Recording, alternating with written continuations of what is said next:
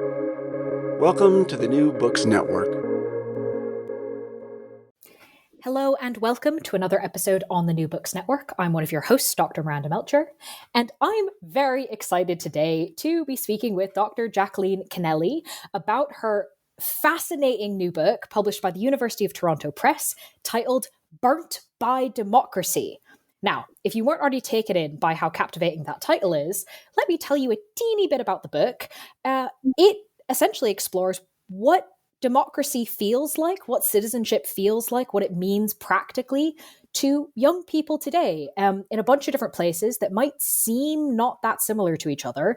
But as the book demonstrates, the situations in Canada, Australia, New Zealand, the United States, and the UK are actually maybe more similar than we think. So without giving anything else away, Jackie, thank you so much for coming onto the podcast. Thank you, Miranda. I am thrilled to be here. Thanks so much for inviting me.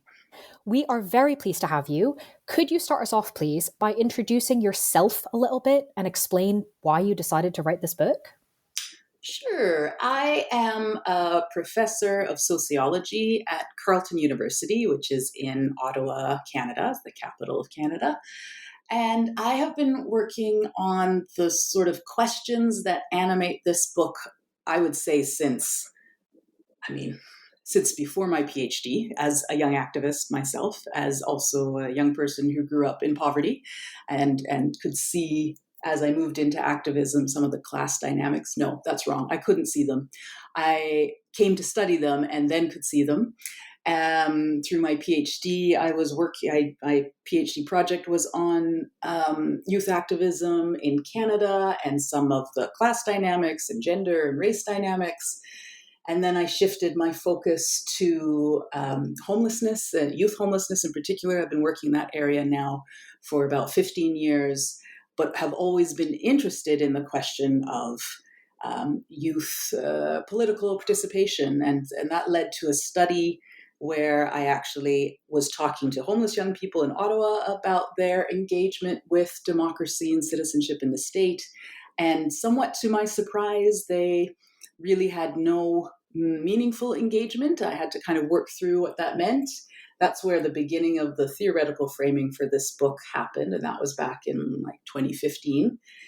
And then, this book I think of as, I want to say culmination, although it's not like the work is ever done, but somewhat of a culmination of those two particular strands of research interest and preoccupation with what it means to participate democratically and how that gets wound around ideas about the good citizen and young people and neoliberalism and the criminalization of dissent that has been happening increasingly in all of these countries, certainly in Canada, the criminalization of homelessness, the growth of inequality.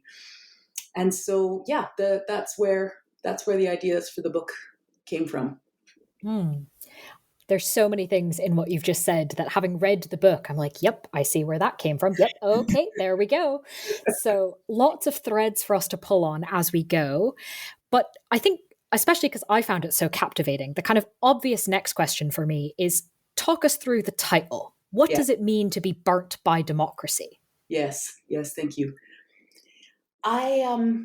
As you know, Miranda, having read the book, I begin the book with an excerpt from one of the participants, and her pseudonym is Stephanie.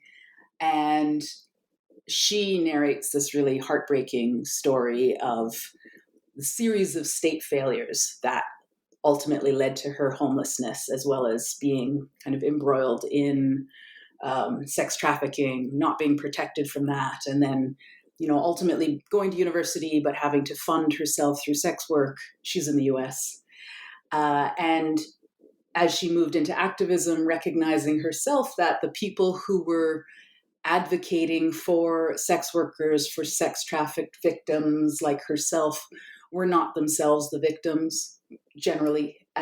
She herself recognized how much privilege was involved in becoming an activist and being able to advocate for those issues. And she was one of the few of the participants I interviewed who straddled both of those worlds, having experienced homelessness as well as having engaged in activism. And she was very clear that it was her post-secondary education and then the network she developed there that allowed her to do that. And so her reflections really capture the tension that I am trying to gesture at with the title Burnt by Democracy, because all of these countries where I did the study, the 5 you named, are liberal democracies. They have reputations for being free, having freedom of the press and freedom of expression and all the things that are supposed to go with liberal democracy. They all have citizenship training, citizenship education within their public education systems. And yet the opportunity to participate in democracy is very much delimited by a person's social class. And it shouldn't be. And I don't think we as a society in any of these countries have really grappled with the fact that being born in a state that claims that everyone is equal is not the same as actually providing the opportunities, the skills, the education, the knowledge that's required to meaningfully participate in those states. And so the burnt by democracy phrase is a kind of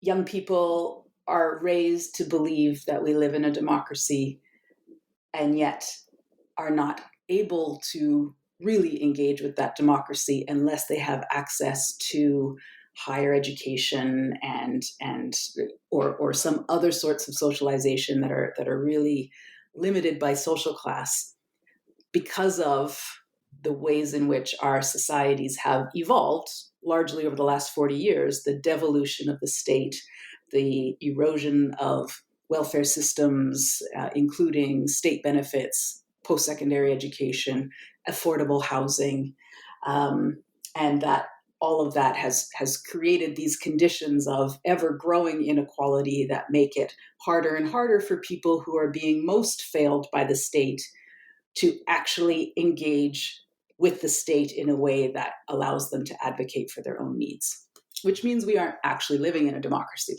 is ultimately one of the conclusions that I come to, that a place is not, I think anyone would agree, a place is not democratic if everyone is not actually able to engage, and especially if that engagement is divided by social class largely, as well as other categories of social status. I'd like to pick up on this idea of engagement, both because kind of the big picture points you're already making speak to how central that is to concepts of democracy, for one. But I think there's also kind of a question here around research. So often when we conduct research, especially if it's with like actual people, doing things like interviews, we need some amount of engagement for that piece of it as well. And yet, for the reasons you've just spoken about, engagement from people experiencing these things, especially from young people, is not necessarily something we can just kind of take for granted. It'd be like, oh, you must use kind of standard qualitative research methods, and there's nothing to see here. I think there's actually kind of a lot to see here. So can you tell us a bit about your methods and data for the book and how you went about sort of making these decisions and talking to some of these people? Yeah. So the research for the book began in March 2020.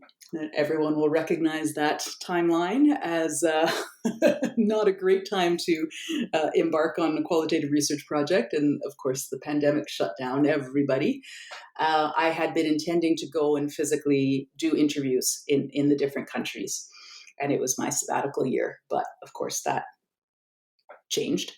And I had to shift to online interviews, which I'd never done before. I'd never done online interviews before. And I think, like lots of qualitative researchers who had to make this shift, have reflected and will continue to reflect on the sort of surprising opportunities that opened up, as well as the limitations. I think those of us who do human engaged research appreciate and have theorized the degree to which there is a relationship that exists between the researcher and the participant, and that relationship can shape the level of trust and the access to information. And building a relationship over a screen is different than building a relationship in person. And so there definitely were effects on, for instance, sampling, which I can talk more about. But the positive side effect was being able to access young people from across different regions in each country that probably would have been impossible to do in the kind of limited amount of time that travel permits. So anyways, they were interviews. The original design imagined focus groups and perhaps hanging out with young people in their spaces, whether it was homeless drop-ins or activist meetings, but none of that could happen. So it ended up just being the virtual interviews.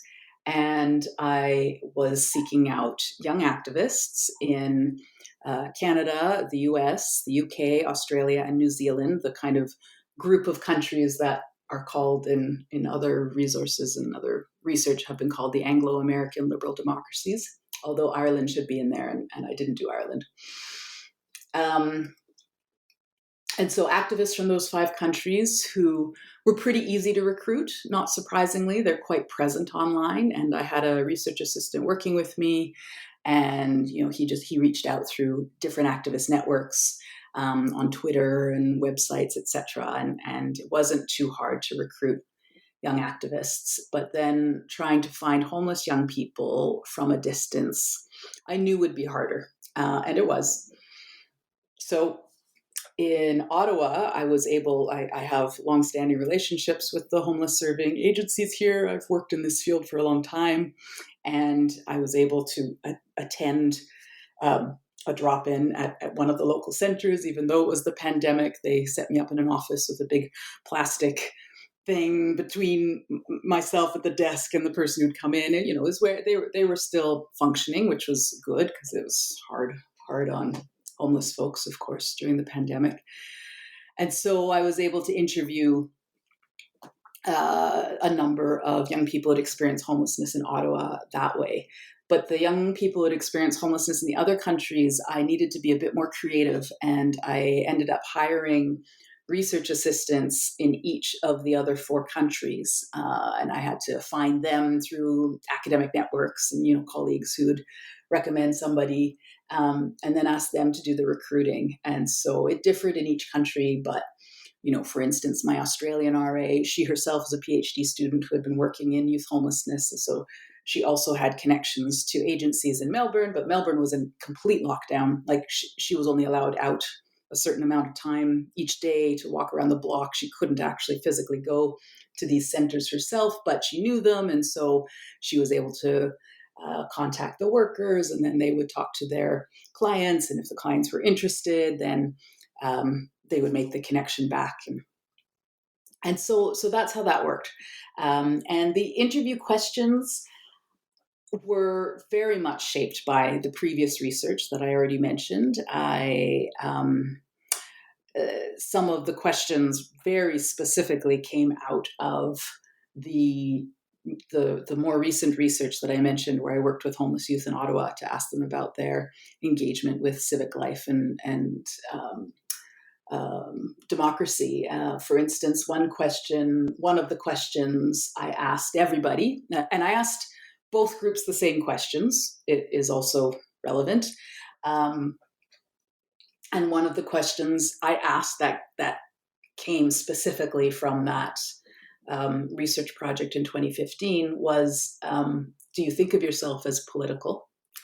And what does it mean to be political in your view? And that came from the focus groups and interviews, and that previous research involved like arts-based and walking interviews. It was much more ethnographic and more time to relationship build, and recognizing through that research how the idea of politics meant something very different to homeless young people than it did to young activists. And that did prove to be the same across all 5 of these countries, and became, in fact, a really important analytic point that I write about in the book, about the very different views of what it means to be political, and what that tells us about how exposure to certain types of education and knowledge are necessary for young people to be able to move into a more active engagement with democracy and public life.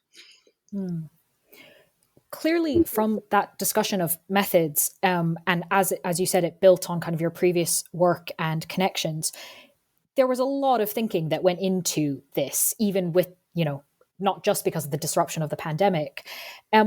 What were your goals kind of coming into the project, into the research, and did they change at all over the course of the process?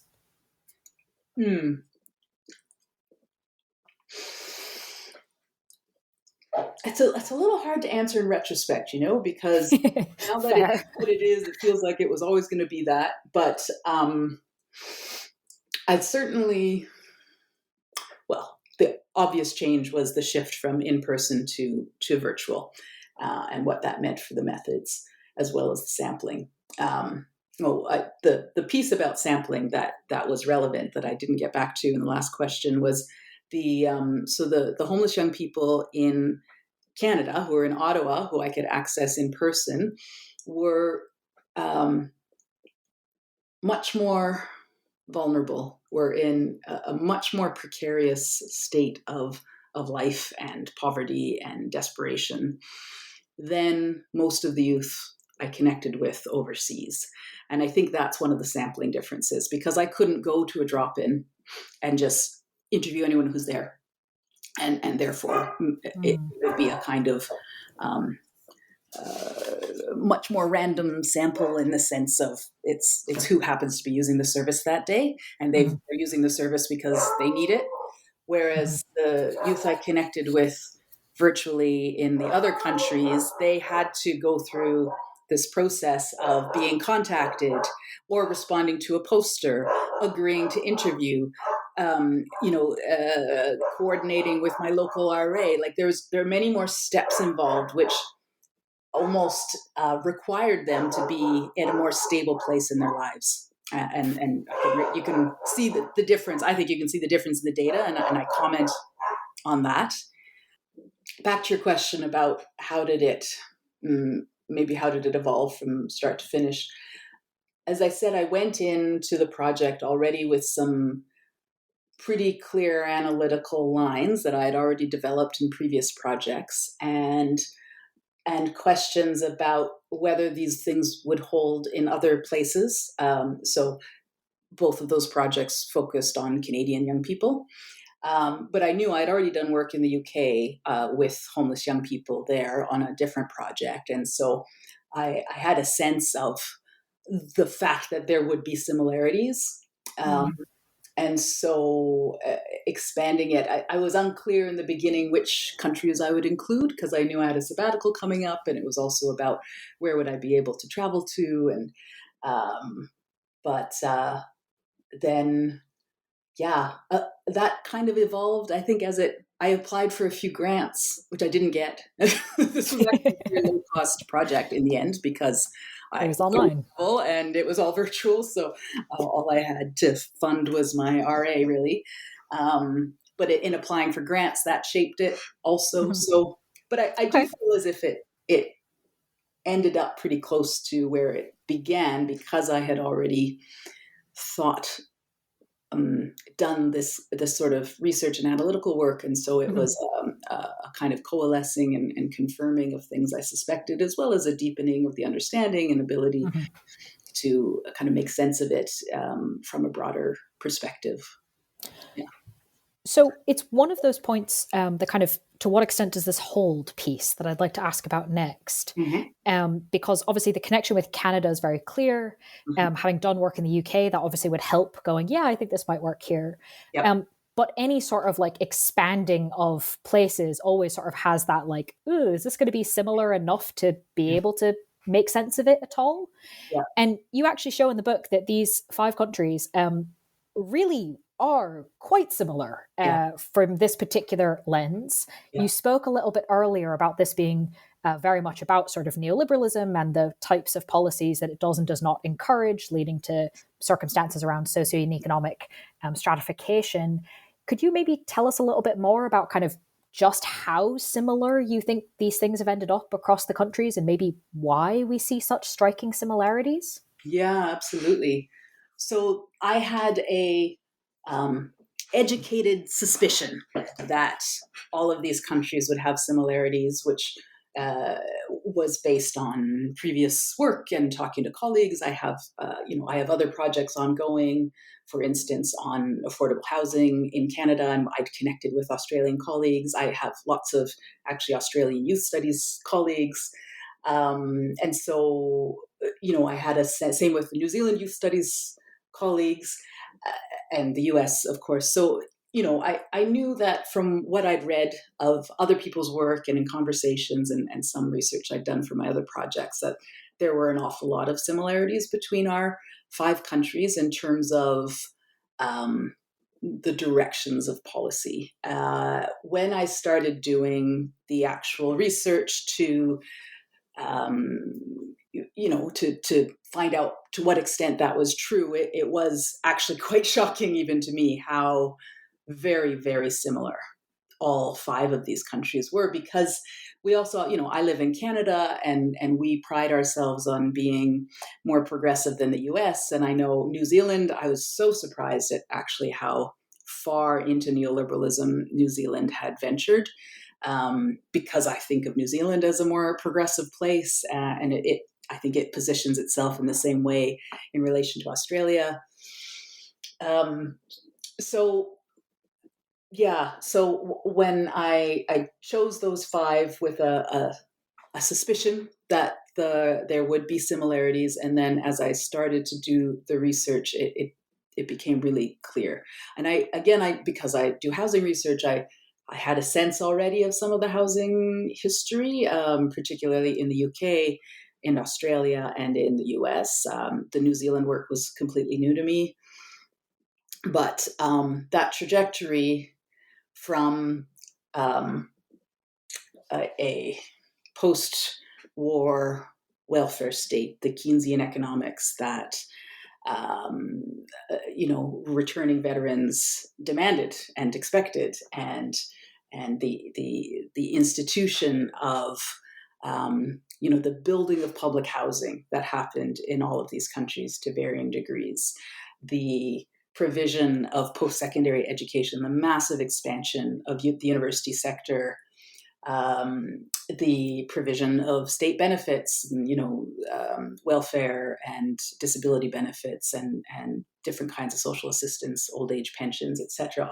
All of that was post-war, and had its heyday in the kind of 60s and 70s. And then there were these kind of global economic panics, I want to say, and you guys got to lead the way with Ms. Thatcher and her particular approach to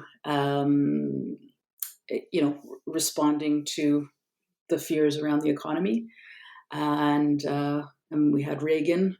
Not we, Canada. The U.S. had Reagan, and we had Brian Mulroney, who actually just passed away the other day.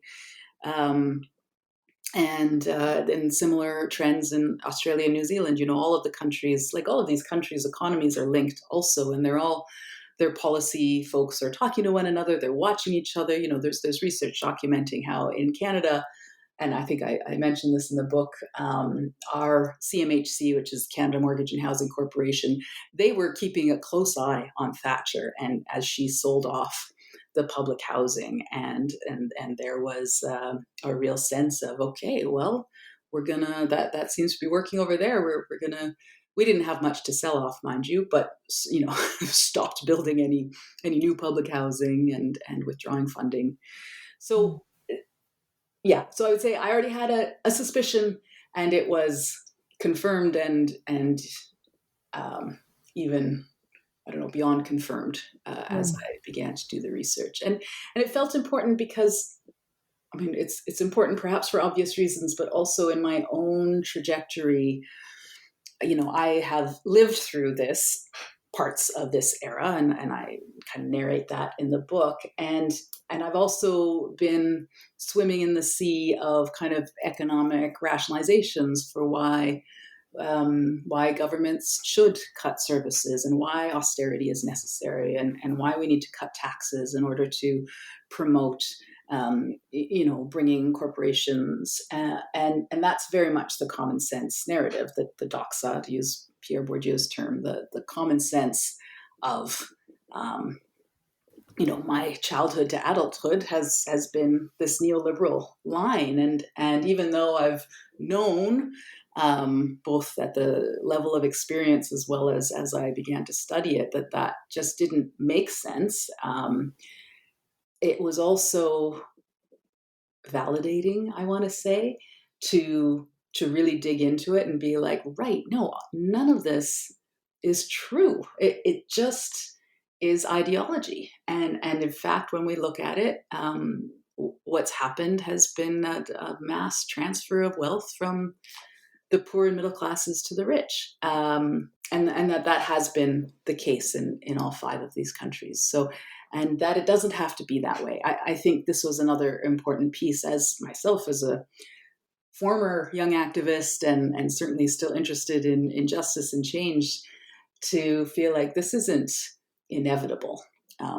This was the result of a series of policy decisions that could be changed, could be undone, and redone better. So, yeah. Yeah, no, thank you for taking us through that. Now that we have that understanding, not just of kind of what the impacts are, but as you said, just how strikingly similar they are, despite what we might, what the reputations of some countries might be compared to others.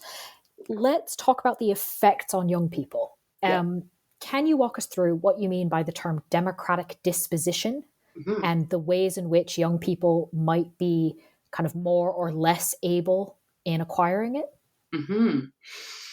Yes. So I mentioned Bourdieu in my last answer. So Pierre Bourdieu is a social theorist whose work has been hugely influential on my own, and he is woven throughout the book, his concepts, as well as Hannah Arendt.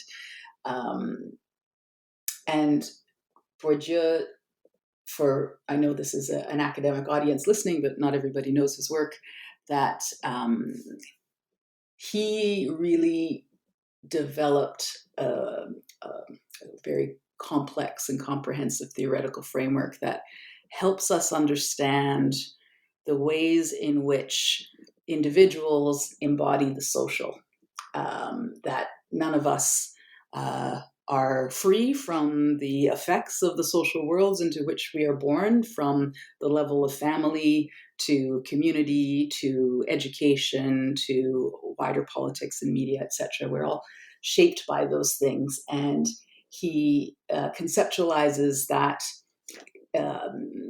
innate experience as, not innate is wrong, it feels innate, but is actually socially structured. He calls that the habitus, and he talks about it as a set of dispositions, that we all develop this set of dispositions that we feel as if belong to us, are sort of uniquely personal, but in fact are inevitably shaped by the family, community, world in which we live, in ways we often can't see, or actually we typically can't see unless we have the chance to do this kind of analysis.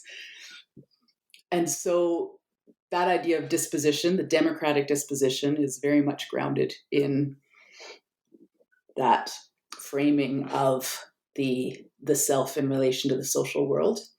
And the democratic piece of it is recognizing that, as Hannah Arendt says, we're all born with the potential to participate in the public sphere. That's what it means. That's part of what it means to be human, according to Hannah Arendt. But Bourdieu helps us understand that we may all be born with that potential, but there are some who are able to develop it and some who are not. And that's the social and political and economic piece.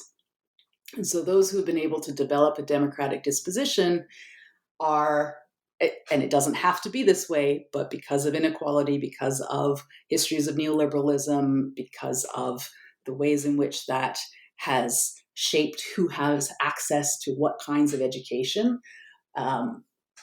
the way in which young people develop a democratic disposition has a lot to do with either the families they're born into. Do they have a family who engages democratically in various ways, perhaps in activist ways, perhaps in more kind of conventional formal politics, but is that something they're exposed to? Those families tend to be, if they are kind of activist or politically engaged, they tend to be middle class or upper middle class. Which speaks to also the history and the reproduction of poverty and access to education, etc. If they don't come from a political family, then they might be pulled in via a type of informal political education that might happen through their peers or through a mentorship or through getting involved in activist organizations that are youth oriented, like the climate strikes was a huge influence, and or they are exposed in post-secondary, because the post-secondary systems are still places where a kind of activism can happen and might even be encouraged, although that's changing in certain places. And there's the clubs, and there's the social justice organizations, and there's the classroom where they can learn different things. So I'm not theorizing this. This is what I have observed through the empirical data. And it was what I observed in Canada with young activists back in, it was like 2007 that I did that doctoral work. That work is captured in a different book called Citizen Youth. And it's what I observed this time. Whereas for homeless young people, and I chose homeless young people in part because I've worked with them, but in part in a kind of analytical sense because they represent sort of the most impoverished, the people who have been most failed by the state. They do not come from political families, or very rarely. They do not have access to post-secondary education. Even if they do have access to post-secondary education, it's often kind of funneled into a sort of, very, very pragmatic, like I need to get a business degree in order to move on, and they don't get the kind of broader political education. So that they ultimately, and one of the kind of markers of a democratic disposition that I observed through the interviews was this idea of what does it mean to be political?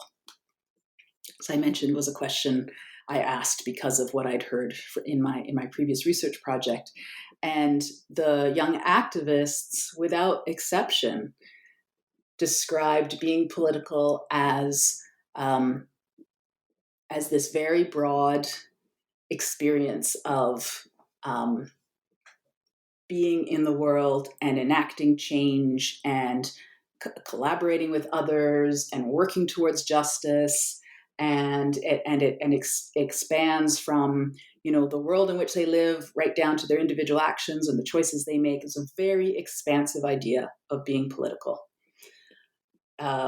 Whereas most of the homeless young people, unless they'd been exposed to this kind of education, some of them had, but if they had not, which was the majority, they thought of being political as formal politics. If that, sometimes they just had no answer. But if they did have an answer, often they were unsure, or they saw it as the government, and like very formal, systems focused, who you vote for and who's in power. And that is the form of politics, the idea of being political, that is promoted in citizenship education.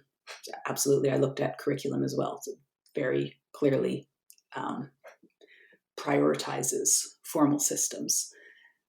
So the problem with that is, especially for these marginalized young people who have been phenomenally failed by the state, is they see absolutely no hope there.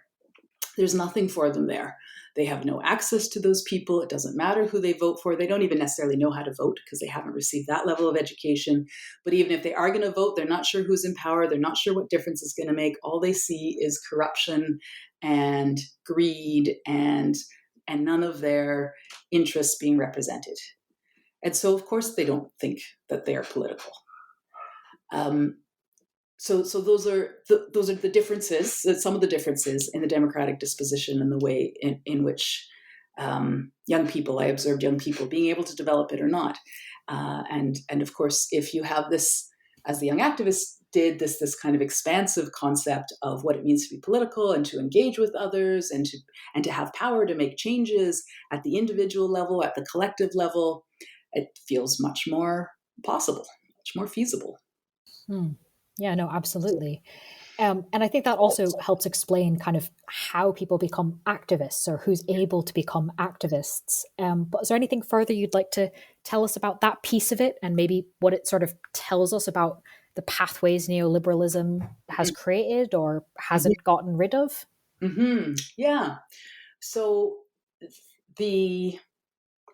as I mentioned, the pathways to activism, and I do have a chapter that kind of breaks it down by sort of broad categories of biography. And the main pathways into activism were, and again, this was consistent with the research with Canadian activists from over a decade ago, coming from an activist family. That was a big one. Being politicized through a mentor or other activist organization, or being politicized through post-secondary or other kinds of post-secondary based organizations. And so those don't have to be class delimited, but they are. And I think we can see this in the effects of neoliberalism most clearly in the erosion of funding to post-secondary education, which has become less and less and less affordable. And so the sort of stratification between who can access it and who cannot has become more and more marked. But we also can appreciate how other types of neoliberal policies that have led to cuts to the social safety net have deepened those divisions. So lack of access to affordable housing. The knock-on effect of lack of access to affordable housing is instability. What it means for young people who are in a family who can't pay their rent is that they get bounced around and they lose contact with the schools they were at, or they lose motivation, or they don't have access to internet anymore, so they can't complete their courses. There's this really heartbreaking story from one of the young people in England where she was top of her class, was doing really well, and then her family her mother left the family, and her father wasn't able to afford their rent, and so they had to move to a family shelter. And she didn't have, she didn't even have a blanket. She was sleeping on the floor. She didn't have regular internet access. Her grades dropped, and then her school, which was one of these academies, which I had to do research into, and was like, oh my God, what's happening in England to your public education system? Sort of publicly funded and yet privately run school kicked her out because they don't want the drop in grade point average to reflect on their scores. And then she was able to get into a still sort of traditional publicly funded and publicly oriented school, and was able to kind of scrape by and get her A levels but her grades were much lower, and that meant it limited her options for going to post secondary. So lack of affordable housing and the lack of decent social welfare systems, like basic welfare payments. So when a family falls on hard times, they don't completely disintegrate, have all of these kinds of knock-on effects that then create less stability, less access to opportunities that are really tightly associated with post-secondary education or with volunteer time. And that's how these divisions get perpetuated. Yeah, no, I think that is obviously a very sad example, but a very evocative one to help understand kind of how these big picture things, like what does that actually mean, right? What are the knock-on effects of those things? Mm-hmm. I want to sort of stay in that realm, I suppose, of the book, and ask kind of, it sounds like such an obvious question, but I think it's worth raising because some of the answers are perhaps obvious, but some of them aren't less so. What is lost? What do we, kind of the big collective we, lose when these sorts of people, that story or stories like it, unfortunately there's more than one, are disenfranchised, are considered democracy to have burnt them? Mm-hmm. Yeah, thank you. It's a wonderful question. I think we lose a lot. And the besides just the ideal of living in a democratic nation that we like to believe, I think many of us who live in liberal democracies have a sense of pride that this is the kind of system we live in, and then to see that in fact it's not all that democratic is obviously an issue, but it also means that we can't make good decisions. We don't have the input of the people who are being most failed by systems in order to actually improve those systems.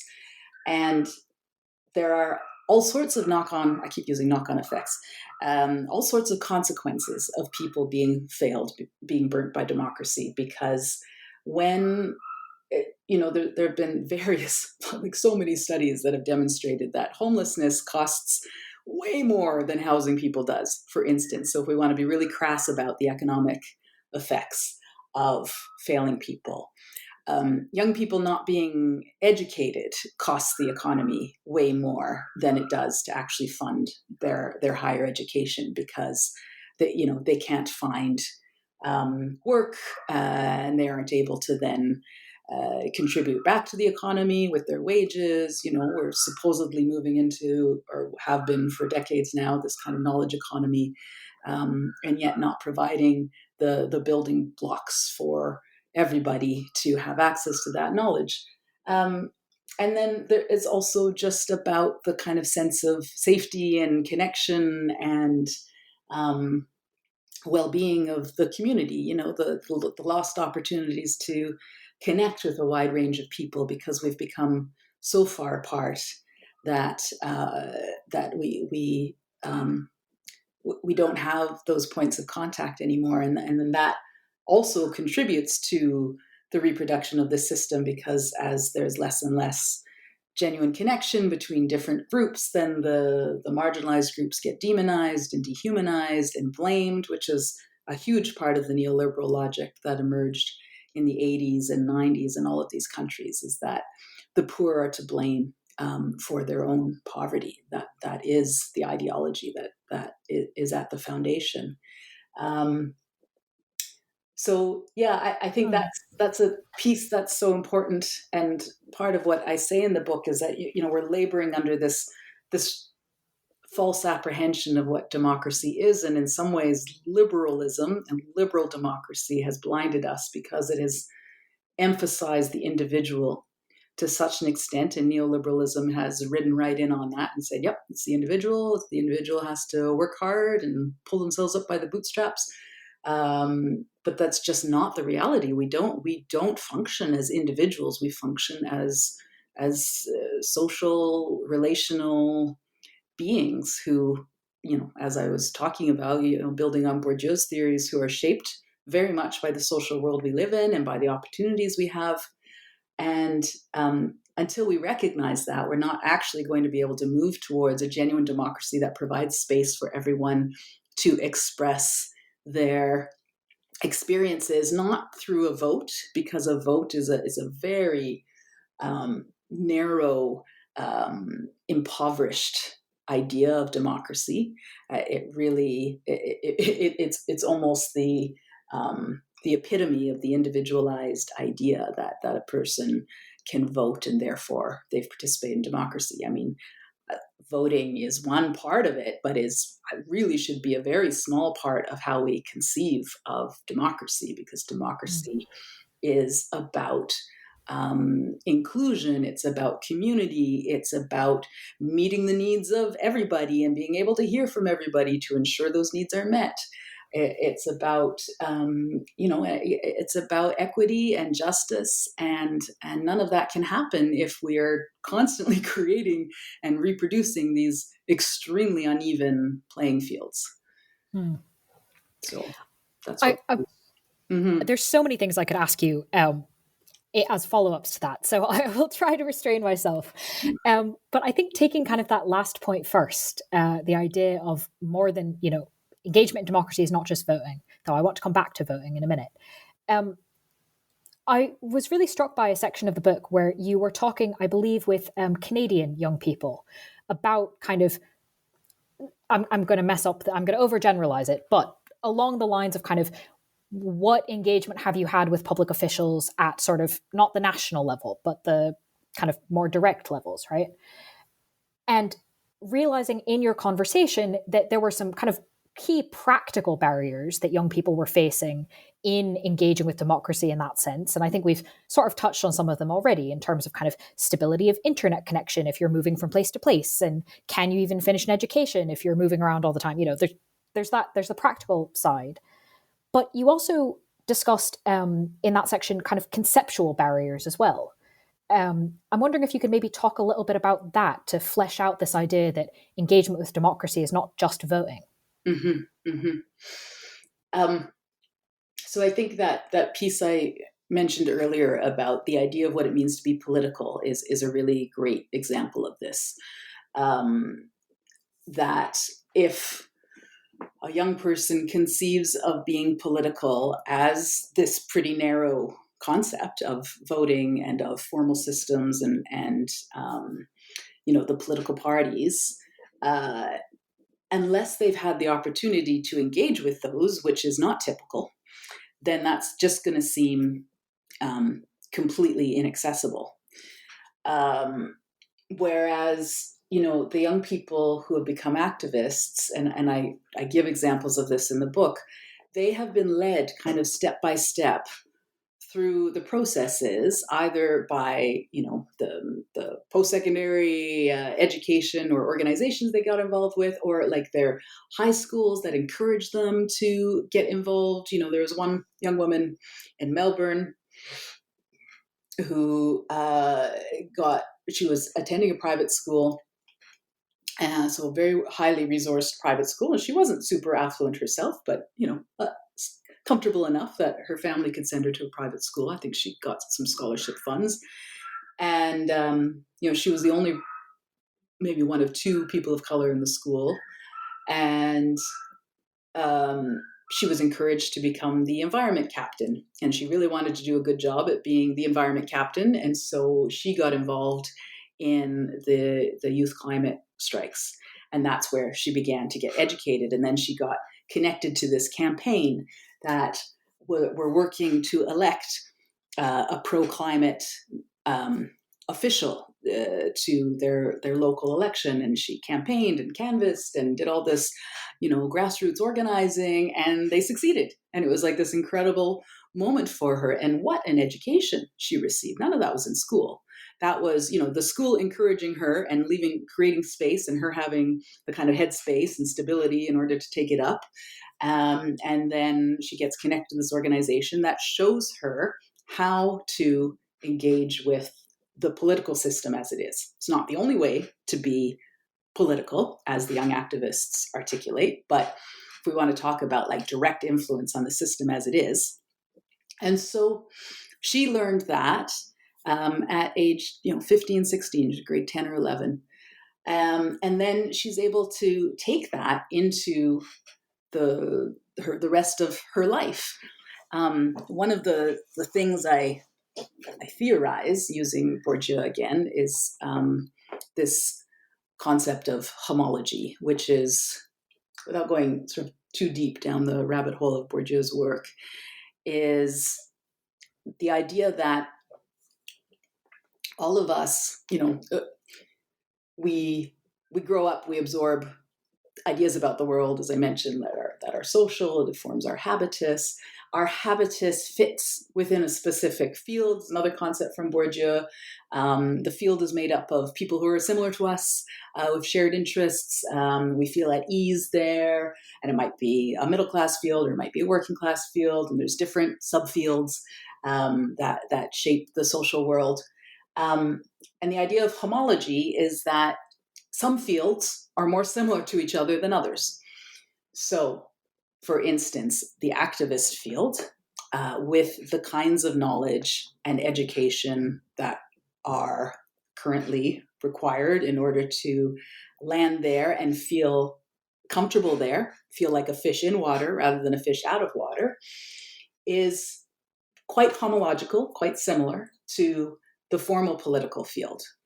And I saw this in the research where young activists could, and often did, make the shift from the kind of informal activist world into formal political organizing. Some of them ran for office. Others were, really involved in campaigning. Some of them really opposed the formal political system, but they still knew how to work it. Whereas for the young people who've grown up homeless, impoverished, the field that they are inhabiting is so far structurally, in terms of attitudes, dispositions, ideas about the world, so far from the formal political world, which is very much a middle class world, that it's much more difficult for them to to step across those fields. For instance, that if they enter into a field of formal politics, they would just feel so uncomfortable. Some of them, many of them, right? Because they would feel like, I don't get what's going on, and I'm not educated enough, I don't know how to speak here, and I don't look right, and whatever. So those again are structural things that are felt as personal, but in fact are not. And if we can recognize them, we can actually set up conditions that allow, for instance, young people who've experienced homelessness to develop the skills and knowledge to be introduced in an appropriate way that recognizes their strengths in the areas that they are less comfortable in, and helps them develop those skills if that's what they want, and shift them into engaging in the democratic world, but also opening up our idea of what it means to be political, opening up their conception of what it means to be political. So I think, and the conclusion to the book tries to do this, there are really pragmatic things that can be done, that if we can understand the structural components that shape people's access to engaging democratically in various ways, then we can actually implement different approaches, systems, programs, policies that expand that access. Given kind of where you ended that very helpful answer, do you want to talk about some of those practical aspects now? Yeah, certainly. So I think, well, one of the practical answers is a policy-based one, which is, we need to rebuild the welfare state in all of these countries. It will probably look different. We don't. There are lots of critiques of the welfare state as it existed, and the ways in which it disempowered people and was humiliating and whatever. That's not the kind of welfare state we want. But to implement policies and practices that allow everybody to have housing, and makes housing actually genuinely affordable. Places have done this. Finland has basically eliminated homelessness through housing first and building a whole bunch of public housing. Vienna, it has like the most public housing in the world, and they've weathered this economic collapse and the rise in cost of living, etc., inflation. They've weathered it so much better than other places. So there are examples in the world, and in Canada, I'm part of efforts, at the research level as well as at the advocacy level, to get our government on board with moving the housing sector out of the private market, which is where it's been and much more into the public and nonprofit market, because housing is a right. So, that's like high level policy. Like, let's give everybody housing and create that stability. Let's give everybody access to post-secondary. I mean, we used to have much more widely available post-secondary training. The cost of tuition has doubled, tripled, quadrupled, way faster than the rate of inflation in all of these countries. Student loans have gone up, and that's directly linked to the cuts in government funding to post-secondary. So, like, let's fund post-secondary so that everybody can have access. Those are like high-level government changes that I would love to see happen. Of course, it depends on who gets voted for, and we're certainly all seeing these terrifying swings to the right.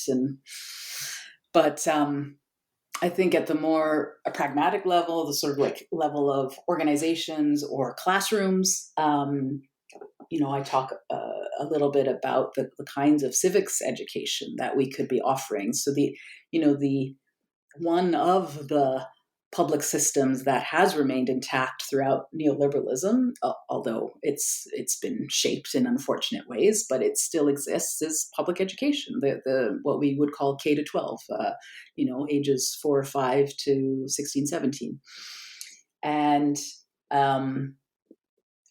all 5 of these countries include civics education, sometimes a specific course or series of courses, sometimes kind of woven through the curriculum. And as I mentioned earlier, these focus on formal systems of government. And I think that should be included. People need that knowledge. But also, it could be expanded to incorporate these more informal ways of connecting, connecting to community organizations, not in a charitable model, but in a way that that is responding to injustice. It could begin from the interests of the students and the kind of issues that they think are most important, and encourage them to do that. And this is happening in certain schools, but it tends to happen in the more elite, either private or kind of higher SES neighborhood public schools. Like, it needs to be a wider practice. And organizations also, like, I think activist groups can learn from this work about how to create a more democratic spaces within their activism that take care to be transparent about their processes and allow people who don't come from middle class activist families to engage, because the rules of engagement are clear, and anybody can actually get involved and feel valued. And again, there are some organizations that do this, but I think they are in the minority. So those are a few and concrete examples of ways that we could be collectively shifting this dynamic. No, and thank you for taking us through them and having the different levels, the kind of big picture policy ones and what organizations can do. Nothing's ever going to change if there's just one kind of way forward. So thank you for taking us through the various options there. And it is, of course, worth highlighting to listeners that the book has loads more detail, though I promise it's not 700 pages. It's actually quite readable. So for anyone looking to get more involved in those details, please do check out the book kind of in full rather than just this version of it. But I do have one final question, Jackie, if you don't mind. Mm-hmm. This project has obviously been something you've worked on for quite a long time, has built off your previous research. Is your next project related to this as well? Is there anything you're working on now that this is done that you'd like to preview or highlight? So throughout the writing of this book, I have been involved in other projects that are ongoing. But they are focused more on those kind of pragmatics, those systems changes. So I mentioned that the housing project, I'm leading quite a large housing project here in Canada, where we are assessing the outcomes of our national housing strategy, which was just implemented in 2017, is meant to be addressing the housing crisis in Canada, is doing not a great job so far, and so that research is looking at the social, economic, health, and climate outcomes of national housing strategy investments and talking to tenants. And my particular focus is young people who have left homelessness and are now living in different types of affordable housing to better understand their experiences in public housing versus in the market on rent supplements versus in nonprofit housing, etc. So that project is ongoing. We've got 5 years of funding. That's going to be one of my main focuses. And then the other big project I've been working on is on school-based prevention of youth homelessness. So Australia has been slowly implementing some really exciting models that we're trying to build here in Canada. There's been one pilot in British Columbia. We're trying to build one here in Ottawa, and also doing sort of research around other places that have implemented different types of prevention programs in schools, like trying to bring schools in as a partner in helping prevent young people from falling into homelessness, because young people do universally have contact with schools, even if they lose it over time. So so those are my research focuses. But this interest in democracy and activism and meaningful engagement flows through all of that. I also run a research center. It's called the Center for Urban Youth Research, and that's actually, I'm working on a handbook with my PhD student. It's called the Handbook of Youth Activism, and that is going to be a resource guide. That it's a collection of short chapters. It's meant to be a kind of introduction to the field of youth activism, which has been emerging over the last decade or so, and it's distinct from the social movements field. My fingers are in all of these pies, and they're all kind of related, but different emphases. Well, thank you for taking us through them just even a little bit. They do very much link up with each other. So great to kind of know that that's all going on. And of course, listeners can read the book we've been discussing, again, titled Burnt by Democracy, Youth, Inequality and the Erosion of Civic Life, published by the University of Toronto Press. Jackie, thank you so much for being with us on the podcast. Thank you, Miranda. This was a wonderful, wide-reaching conversation. I really appreciate it.